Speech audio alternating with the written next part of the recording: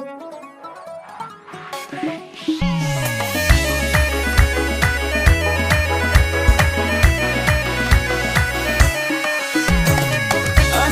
اللي تزلزل ميادين الجمال، احضرت من زينها كل حاضر تذهيله، بنت فالح كلها ذوق واحساس ودلال، يوم طلت بالحلا والشموخ محمله، يجون شيختها الجيل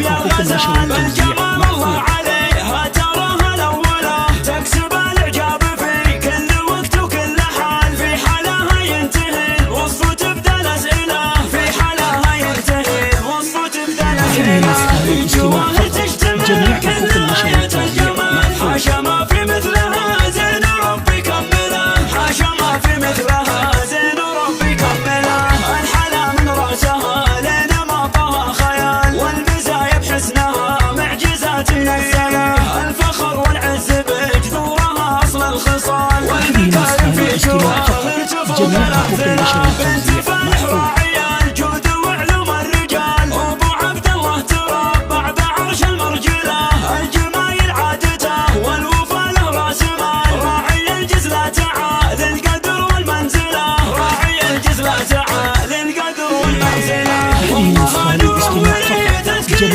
من السماء، مزنة الحب وسحايب مطرها المثقله، مزنة الحب وسحايب مطرها المثقله، واختروس ما يخيبون في سود الليال، والنعم باخوانها كل حمل تحمله، والعمامه للحميه مقادم النزال، والخوال افعالهم وافيه ومجمله، من قبيله فالعرب مجدهم ظهر الجبال، الضنايا ذكرهم جاهل من يجهله، شمروا شمر على العز مركزهم لحال، قدرهم ماضي وحال، هذه نسخة للاستماع فقط. جميع حقوق النشر والتوزيع محفوظة.